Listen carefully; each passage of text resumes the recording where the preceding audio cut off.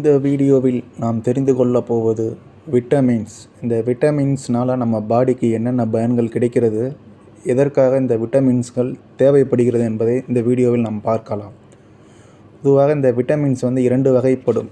Water soluble vitamins, fat soluble vitamins.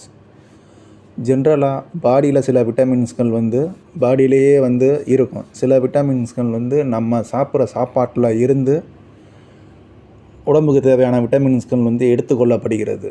அது போக என்னென்ன விட்டமின்ஸ்கள் இம்பார்ட்டன்ட் அப்படின்னு பார்த்தீங்கன்னா, vitamin A, vitamin C, vitamin D, vitamin E, vitamin K and vitamin B complex. அதாவது vitamin B1, B2, B3, B6, B12 and folic acid. இது எல்லாமே B காம்ப்ளெக்ஸில் வரும். பொதுவாக நம்ம சிறிய குழந்தைகள் முதல் பெரியவர்கள் வரை எல்லாருக்குமே இந்த விட்டமின்ஸ்கள் தேவை. ஏன்னா உடம்பில் உள்ள ஒவ்வொரு ஆர்கனும் வேலை செய்வதற்கும், பாடியில் உள்ள மெட்டபாலிசம் ஆக்டிவிட்டியால், அதாவது வளர்சிதை மாற்றம், அதற்கும் விட்டமின்ஸ்கள் கண்டிப்பான முறையில் தேவை.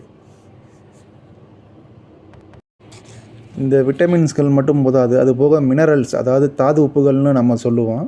அதுவும் பாடியோட வளர்சிதை மாற்றத்துக்கும், பாடியோட குரோத்து, அதாவது டெவலப்மெண்ட்டுக்கும் தேவைப்படுகிறது.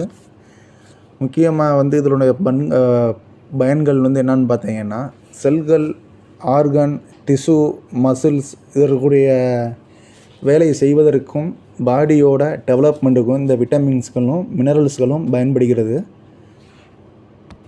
இந்த விட்டமின்ஸ்கள் பார்த்தீங்கன்னா மார்க்கெட்டில் டேப்லெட்டு வடிவிலேயும் இருக்குது, சிறப்பு வடிவிலேயும் இருக்குது. குழந்தைகள் முதல் பெரியவர்கள் வரை அனைவரும் எடுத்துக்கொள்ளலாம். பொதுவாக நம்ம உடலில் ஏதாவது ஒரு அடிபட்டாலோ இல்லை அல்லது ஏதாவது ஒரு இன்ஃபெக்ஷன் ஆனாலோ அதை க்யூர் பண்ணுவதற்கு இந்த விட்டமின்ஸ்கள் முக்கிய பங்கு வகிக்கிறது.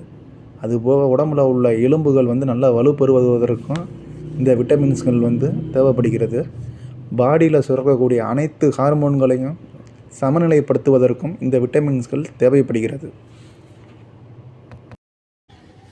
இந்த சார்ட்டில் நீங்கள் பார்த்தீங்கன்னா ஒவ்வொரு விட்டமினும் பாடிக்கு எந்த அளவுக்கு எத்தனை மில்லிகிராம், எத்தனை மைக்ரோகிராம் தேவைன்னு இருக்குது. இதை நீங்கள் பாஸ் பண்ணி பார்த்துக்கலாம்.